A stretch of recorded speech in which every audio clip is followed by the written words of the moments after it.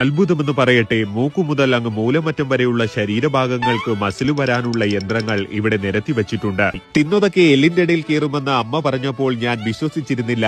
എന്നാൽ ആ പ്രതിഭാസമാണ് നിങ്ങൾ ഇപ്പോൾ കണ്ടുകൊണ്ടിരിക്കുന്നത്. ഇവിടുത്തെ എല്ലാ യന്ത്രങ്ങളിലും ശരീരത്തിന്റെ ഏതു ഭാഗത്തേക്കാണെന്നും എങ്ങനെയാണ് ഉപയോഗിക്കേണ്ടതെന്നും വളരെ കൃത്യമായി രേഖപ്പെടുത്തിയിട്ടുണ്ടാകും. ഇത്തരത്തിലുള്ള കടവാവലുകളെ നോക്കി ചെയ്യാനിരുന്നാൽ വാരിയല് ആമാശയത്തിൽ തറച്ചു കയറി ചത്തുപോകും ഗൈസ്. നാട്ടിലെ എല്ലാ കൊതിയുന്നുടയും ഹോൾസെയിലായി മറിച്ചടിക്കുന്ന സ്ഥലം. പോരാത്തതിന് ഒരു മിനിറ്റിൽ 12 തവണ വെള്ളം കൂടി. എന്റെ അറിവിൽ കുടുംബശ്രീ യൂണിറ്റുകളിൽ പോലും ഇത്രയും ചർച്ചകൾ നടന്നതായി തോന്നുന്നില്ല. മന്തി റൈസിന് മുകളിലിരിക്കുന്ന അൽഫാമിന്റെ പീസ് പോലൊരു കലാരൂപം. ഇത് ഏതു ഭാഗത്തെ മസിലിനെന്ന് മാത്രം ചോദിക്കരുത് ഗൈസ്, എനിക്കറിയില്ല.